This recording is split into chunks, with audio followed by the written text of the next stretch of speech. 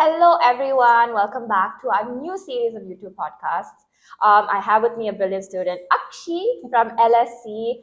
But for those of you who don't know me, I'm Chelsea, and I'm an international student at Queen Mary University of London. And now I'm here talking to amazing students like Akshi, for you guys. And let's jump right in. First of all, so nice to meet you. Thank you so much for coming all the way for the podcast. So go ahead, tell me something about yourself. Tell me a little bit about yourself. What did you do? Where did you study? Where did you study?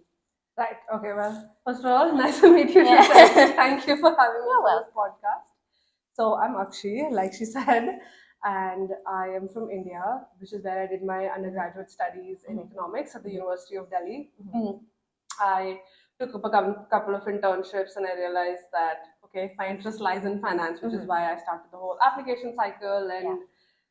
Eventually got into LSE for my master's in finance, which is why I moved here in 2022. And yeah, I've been here ever since. Wow, London girl. London girl. There are so many study destinations to choose from. Is there a specific reason why you chose London? I think London was a pretty easy decision for me because, I mean, number one, LSE has been my dream school for a while. But I think for a lot of practical reasons as well. I wanted to fund my own studies, which is why I took a student loan, and I think that would have been very difficult, say, in the US, where masters are say a lot more expensive, and in the UK and the Europe, I think a little bit more affordable. On top of that, there were no language barriers per se for me, which was great. And you get a 2-year graduate visa after you are done with your studies, which I think worked out well for me. And of course, I studied finance, so London was the place to be. Yeah, London is the place Absolutely. where all the money is. Absolutely. Yeah, that's a good. I mean, it's a good decision. I think London is great.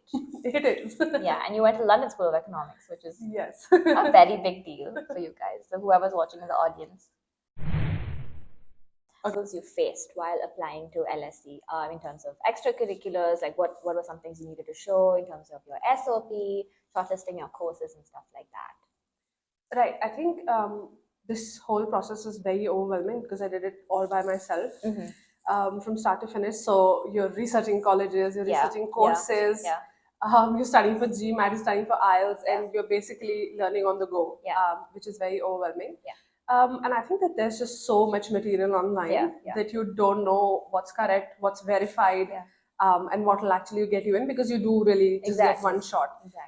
So I think just knowing what to do and just having some sort of mentorship would have really gone a long way. Yeah, that makes a lot of sense, because for me as well, when I was applying, I first of all, I wasn't very sure what I wanted to do, and then there's all of this information on the internet, and you can't really figure out which one is legit and which isn't and stuff like that. So I think it would be really helpful if you guys had a mentor, and that's where Inference comes into the picture.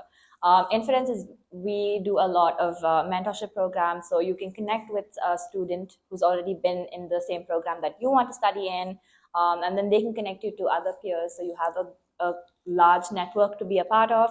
They also help with SOP writing if something that you're struggling with, because not a lot of us are very good writers, I have to admit. So we have SOP writing offerings as well. And then you can connect with different university students as well. If you're not sure what program you want to do, you can connect with them and then ask them your questions, and then they can help you out. Imagine that you're doing the whole process all over again from scratch. What is one thing that you would do differently this time? I think you learn more about what not to do than what to do. Yeah. So I think that I actually started applying very late. I gave my GMAT in December, and I sent in my first applications in like the last few weeks of December and January, which is like, I think colleges had already sent out a few admissions by then. So I think that was a little bit silly of me. And I think it also hampered my scholarship opportunities because a lot of them closed early. So I think if I had to do it again, I would definitely apply earlier. Yeah. So if you guys are on the last minute side, then this is for you guys. You better start applying soon so you don't stress out and freak out in the end. you certainly came here with expectations. We all come here with expectations. Can you tell me about any like expectation versus reality moments you've had here? Right. I think when I was moving here, because of just how different the job market looks than back in India, everyone said that, oh, keep an open mind, get into LSE, like learn from your peers, talk to people. But there's just no time because you arrive in September. And in October, November, most of your graduate schemes and your summer internships, they're all closed, right? And most of it is on a rolling basis. There's no time to think. You just have to come here. Just do it. Just apply, have your CV ready, and just start making applications. The moment you land at Heathrow, that is what you should be doing. Yeah, I know. I think there's not enough time to really have fun. Yeah. You guys like just get this done and then you guys can have fun. Yeah, I think so. Yeah. A little bit about the people at LSE. What about like, is it diverse? Do you get to interact with a lot of people from different parts of the world with different experience levels and things like that? Absolutely, you do. I think my batch was a pretty decent size. So we were MSc Finance full time and MSc Finance and private equity studying together. So I think we were 180 kids all together. Oh, wow. So that was pretty massive. And there are people from all across the world. We are truly like a truly diverse batch, I would say, and not just in the sense of where we were from, but our experiences so far and our age groups. And on top of that, in your last semester at LSE, you also get to choose electives. So that's really when you get to interact with people from different courses as well. So that was a wonderful time. And I was studying with people that were studying politics, that were studying history and geography, people that I wouldn't have really interacted with in my normal course of life. So I think it was very interesting. Yeah. So would you say you get like a lot of opportunities to mingle with a lot of people? Yeah, you do. I mean, LSE goes out of the way to hold social events as well and networking events. And absolutely, I think you do. Yeah. So if you guys are looking for something, if you want to like interact with different people, then clearly LSE is the right fit. You have a lot of people from different backgrounds, a lot of people with different experiences and everything. So I think that would be very good exposure, especially for new international students as well. Yeah. Once you got to London to study, were you able to like find your way around campus? I mean, I can't imagine because it's like a big campus. You're new to London, so how was that experience for you? I think mine was a little special because a little special. I landed in London the day classes started. So it was, flying from Delhi, drop my bags at home and come to campus, straight to class. So it was pretty crazy. And I think on top of that, London colleges don't really have housing on campus. So it just makes it that much more difficult to, familiarize yourself with it.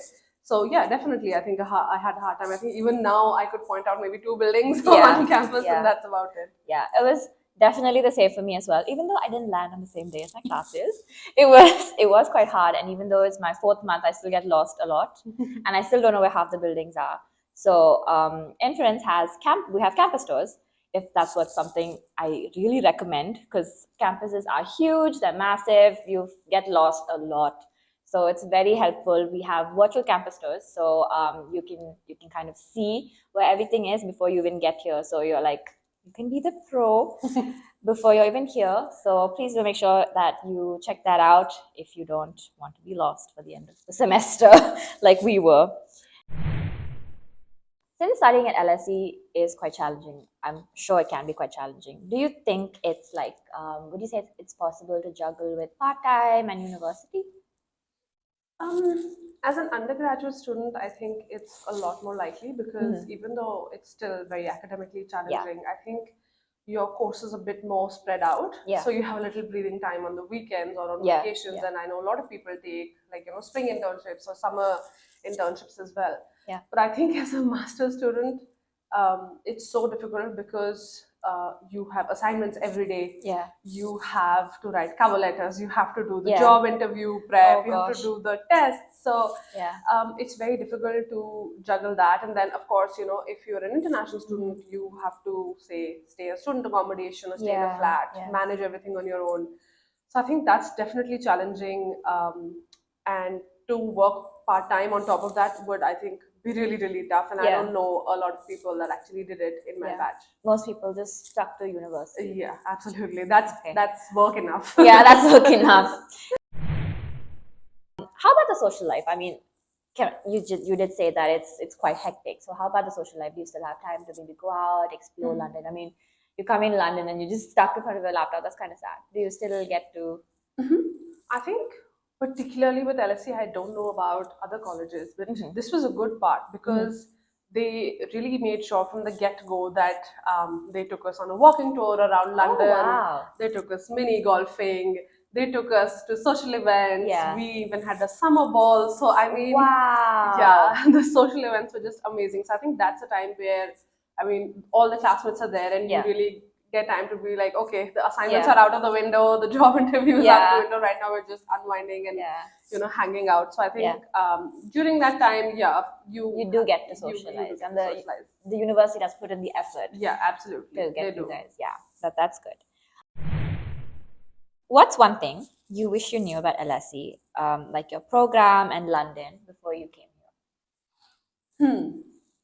I think that I wish I had spoken to someone that could tell me like I would say the inner detail, like the smaller details, the like, unsaid details. Unsaid details, because a lot of it is, say, even if you're talking to, say, admissions people, and they don't really know what it's like to be the student, to really go through what they're going through. And I think it would have helped a lot just to know that, okay, you know what, this is how to navigate the job market, this is how to navigate this particular class. So I think just having somebody who has been through it, who really knows that, okay, like I said, you know what not to do, would have been really helpful. Good news for you guys. Inference, you have a personalized call. So before you come here, you can actually talk to someone who's been here before, who's done the same program that you want to do. So like Akshay was saying, you have someone to tell you what not to do, which is very good. So you can get in touch with them. You can ask them any questions you may have. You can ask them like, how do you navigate this class? How about the job market? Because most of them would have done the same thing that you're going to be doing when you come here as well. So make sure to check that out. It's on the offerings page at Inference, and I'm sure it's going to be very, very helpful for you as well. Tell me 3 things that you would never change about LSE. That's a good one. I think they're prestige. They're boys. They're boys. They're very, very pretty boys. And I think the doors it opens for you. I wouldn't change that for anything. Yeah. I wish I went to LSE now because they have the boys, guys. They have the boys. Are there any trade secrets that we need to know about LSE? Trade secrets. I don't know about trade secrets, but I do know a secret. So I think it's the newest season of The Crown. I think episode 6 or something, the opening scene is shot at LSE, right in front of our building. And of course, it was on a Saturday, so I wasn't on campus. Oh, so you didn't see it? I didn't see it, but everybody on campus was sending us videos, and they were changed the set and everything. So it was so cool. I felt so cool that I just like randomly. Guys, you have to go watch this now just to see. Okay. What is the most bizarre thing that you've experienced at university? Oh my goodness. So LSE holds like a lot of career fairs and career events as well. So they held this banking and finance fair. And a lot of us, I mean, obviously we were studying MSc Finance, so my whole class signed up, and I assumed that, people studying economics and accounting, I mean, related fields, they're going to be there. The undergrads are going to be there. So the day of the finance fair comes, and I couldn't enter the building because there was such a long queue. And the moment I entered, it was like Harry Styles was performing there for free or something, because there was such a huge crowd. And I actually found out later on that like Goldman Sachs was there, but I couldn't even see it because there were so many people in front. It was like a concert. Yeah, there were so many people in front of the stand that I couldn't see that the company was there. Oh my gosh. And this was for a banking and finance fair at LSE, and guys, I just randomly asked somebody standing there, what are you studying? Because I was like, finance, maybe, So he's like, I'm an undergrad studying geography. And I was like, what are you doing here? What are you doing here? Wow. Yeah, it was crazy. Now we know what gets the LSE people in the building. It's banking and finance Money. fairs. It's not even a concert. Yeah, it isn't. Wow. Given a chance, would you ever switch to another program? And if you would, what would it be and why? That's a good one. I think after the year I've had studying finance at LSE, I think especially staying in London, I wish there was a course on just like how to talk to hot people on the tube or hot people that you see all around London, because there's always somebody. And then there's a lot of good architecture here. There is I must say. Amazing architecture There's amazing architecture here. That program would be very useful. Yes, and I would be the first person to sign up. Yes, she would be our mentor. Yes. You can be like the class representative. Yeah. Wow, that's a dream. Yeah. For the majority of the population of the women here. Yes, it is. I would Hermione Granger the heck out of that. Oh my gosh. Wow. She's so passionate about this, guys. Was it hard to initially like make friends and find people to hang out with? Because I remember when I came here, I didn't really know anyone. I had one distant relative that people will tell you, okay, there's someone in London, but you don't really know them. How was it like for you? I think same. So we just had a Facebook group or LinkedIn group for all the incoming students, and then we made like a WhatsApp group, and a few of us had spoken, but nothing like no meetups back in India or any plan, and specifically because I wasn't moving into a student accommodation, so I know a lot of people plan to take houses together as well. So for the longest time, my friend circle was just the first cousin that I was staying here with, and his boss, and like just everybody over the age of 40. So that was my friend circle. Wow. And it's so tough because, like I said, everybody's just so busy, just doing trying to swim in the ocean that you have. It's hard to well, again, good news for you guys. We have the championship bundle where you can make lifelong friends. The goal is to network, but definitely when you network with a lot of people, you can find a lot of people who are in the same field as you. Maybe if you want a career switch, you can talk to them as well. So this is something that you guys have access to for up to 2 years. So you can talk to them, and then you can find out, you can grow your circles as well. So when you're here, you don't feel like you're the only person here, because these are students who've been through the same things as you, that you will probably go through as well. So definitely make use of that as well. Great. Now we're at the most interesting part of the podcast, which is about London. Okay. What are some study spots or secret spots you love in London? Study spots, I think I just maybe hung out at Pret or at the LSE library. That's it. Yeah. Just take the membership and just sit at Pret. I think you get like 5 drinks a day. Yeah, 5 drinks a day. That's a lot more than you guys need. Yeah, so I'm going to have every single one. Wow, you really did use that one. Yeah, I did. MSc Finance.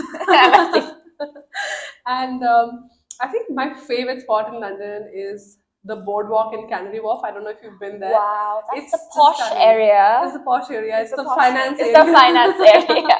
I just love it. I just want to sit there and listen to music. It's just the best. And dream about how you're gonna be living here. Succession theme song in my Yeah, this is where all the money is. Yeah.